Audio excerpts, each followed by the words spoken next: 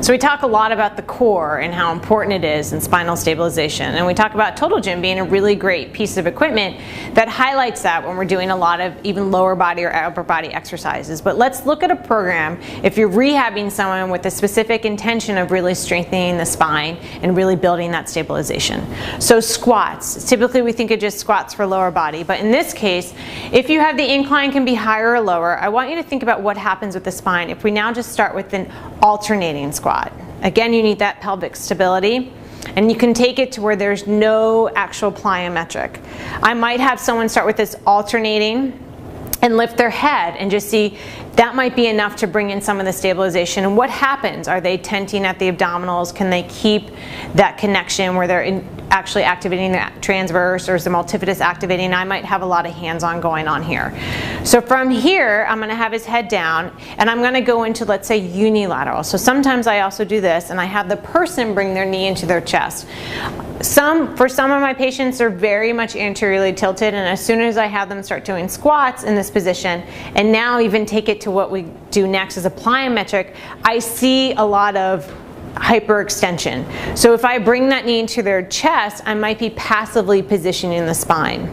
We might do a few with one leg, and then eventually you can go into an alternating plyometric. There's a sweet spot, as I mentioned before, for each person, that the higher you go, it becomes definitely more of a strength focus. As I lower the incline down, that exercise definitely gets transferred into more of a stabilization. So I'm going to have Jeff here just start with some alternating jumps. It's easier for stabilization to start with an alternating jump than it is just to have someone start with a bilateral plyometric jump. The head can be up, it can be down. I might also take this exercise and start to work a little bit even more control, where you have the board stay still and you start to do like a running action. And again, I'm working on either the head up or down, and I'm working on that spinal stabilization. I can change how low they are in the board, that they come down a little bit more and they do it. I can have them come up a little bit more. So you can start to think about, you can rest a little bit, about how you can take that squat and change your intention from a typical lower body exercise to really more of a spinal stabilization. So I'm going to have you press all the way up.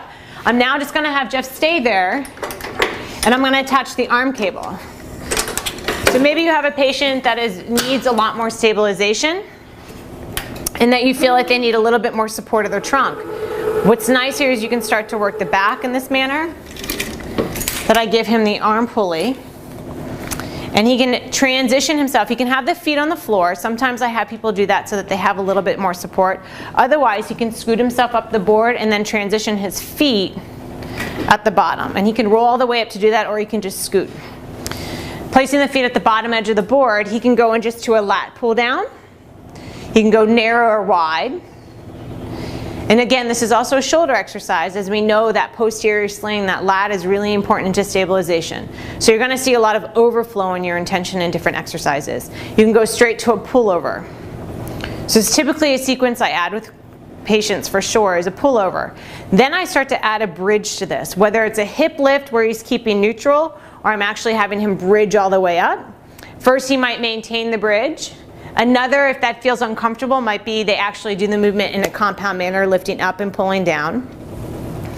Oftentimes I tell people to stop with their arms, so if you lift up into a bridge, I want their hands to stop about mid-thigh and or at their knees if they're bridging, and then slowly come back down. I might keep his arms by his sides and now just lift and lower the hips. So now you're just working just on the bridge in and of itself. Increasing the intensity of this exercise, he maintains bridging, but now the arms come up and now they're stabilizing, and now he's lifting and lowering the hips.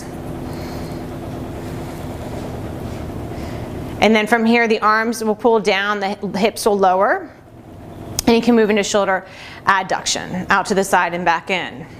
How far out he goes is dependent upon his range of motion with the shoulder and what you're seeing, if you're seeing any compensations happen.